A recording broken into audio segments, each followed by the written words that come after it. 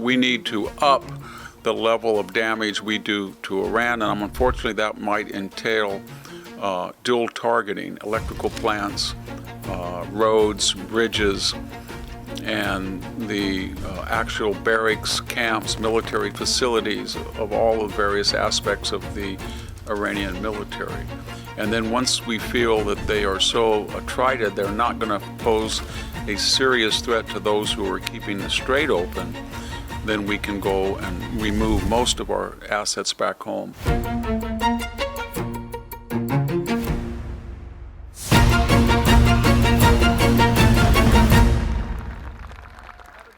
Hello, this is Victor Davis Hanson for the Daily Signal.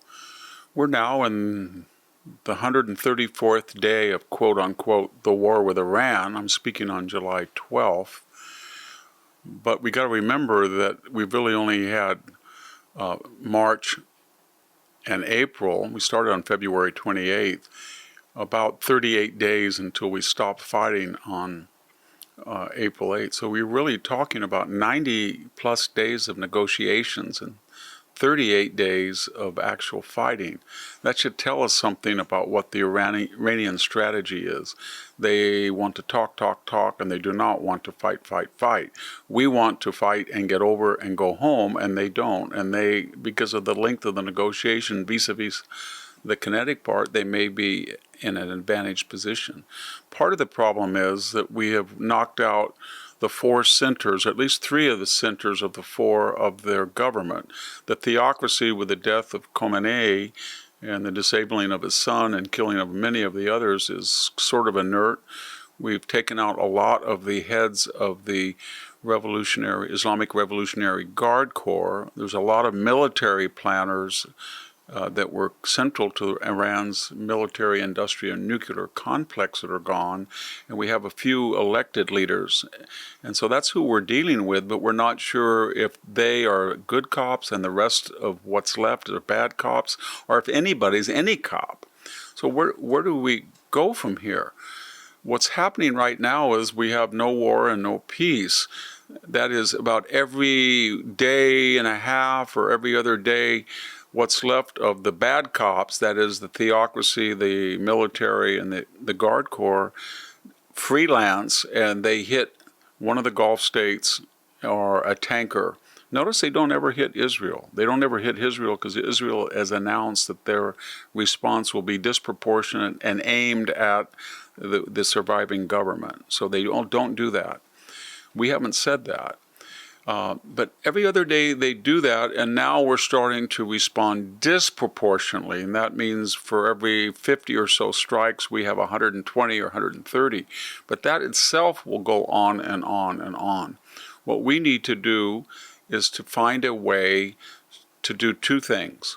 One, stop their ability to make any strikes.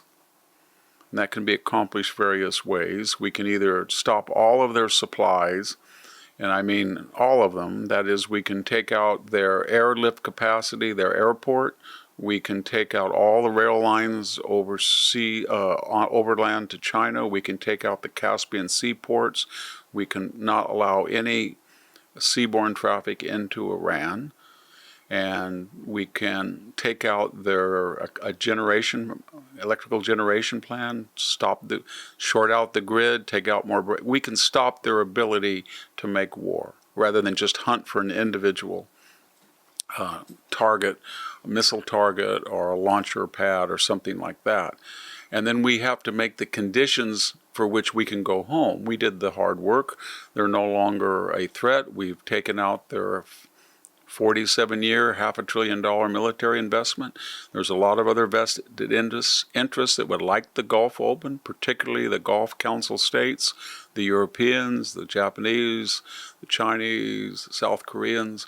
So we need to make Iran so weak if they do not want to negotiate, and we're not going to get into this tit-for-tat cycle, that these other countries will be able to keep the Strait of Hormuz open.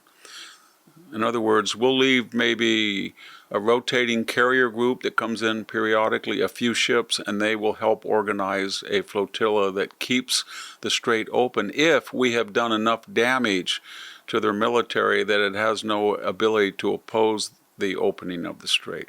So what am I getting at?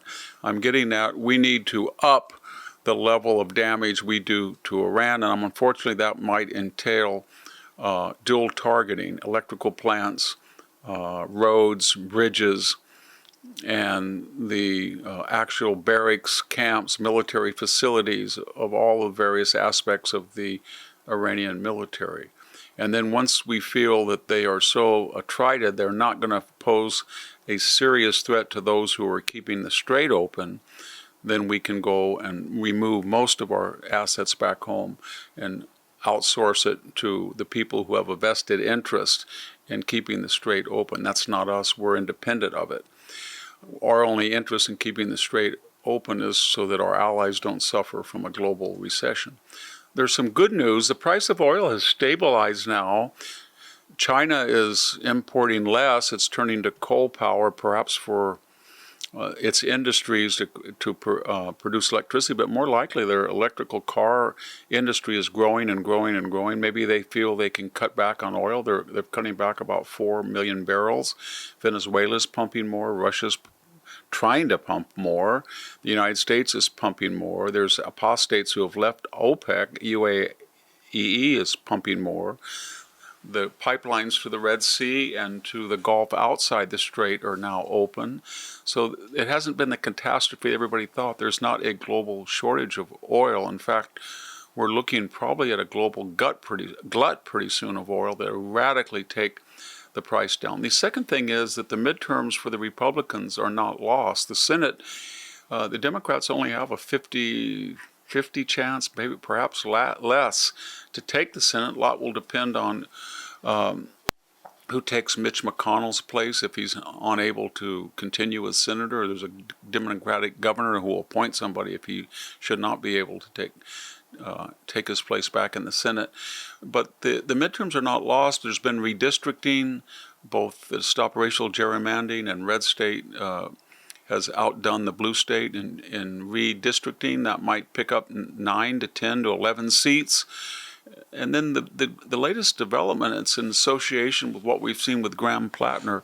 The other aspect is the Democratic Party cannot really hide its socialist, Islamicist, and even communist base. And there's going to be a lot of high-profile candidates, not just at the congressional level, but perhaps in Texas and maybe Mr. Al-Sayed in Michigan, and in some governor's races where they're openly calling for issues, agendas, policies that are antithetical to not just Americans' belief now, but the whole idea of founding of America. That's not going to play well. And in addition, the Republicans are probably going to have somewhere between $100 and $200 million more dollars to spend. What does that mean? It means that if Donald Trump is able to inflict a level of damage, that the Iranians will either concede almost immediately, whoever they are, and I mean, I'm talking about the most extreme elements, say we can't take any more of this, or if they don't concede, he's able to hit a number of sites, as I outlined, dual-use targeting, where they're not going to be able to hurt anybody else, at least for 4 or 5 years. Then the bulk of the forces can go home, and a residual force can help organize our allies to keep the strait open, which will be pretty easy to do if we can get rid of their missile fleet and what's left of their navy.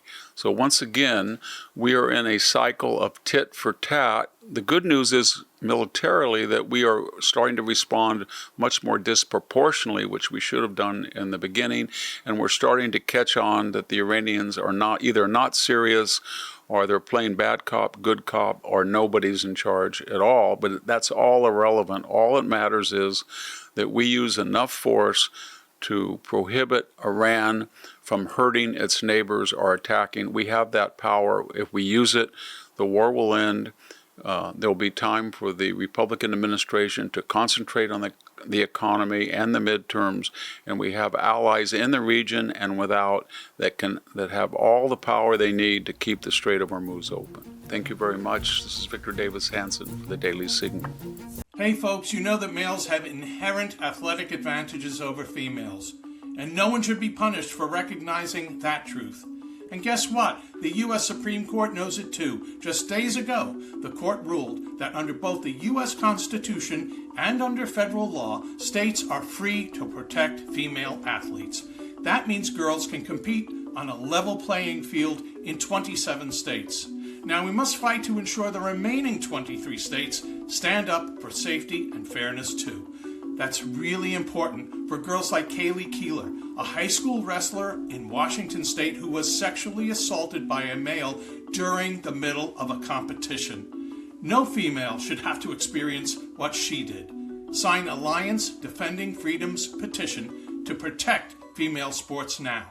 Visit joinadf.com/Hanson or text Hanson, Hanson, to 83848 to add your name to their declaration and side with truth and fairness. That's joinadf.com/Hanson or text Hanson to 83848. Thank you for tuning in to the Daily Signal. Please like, share, and subscribe to be notified for more content like this. You can also check out my own website at victorhanson.com and subscribe for exclusive features in addition.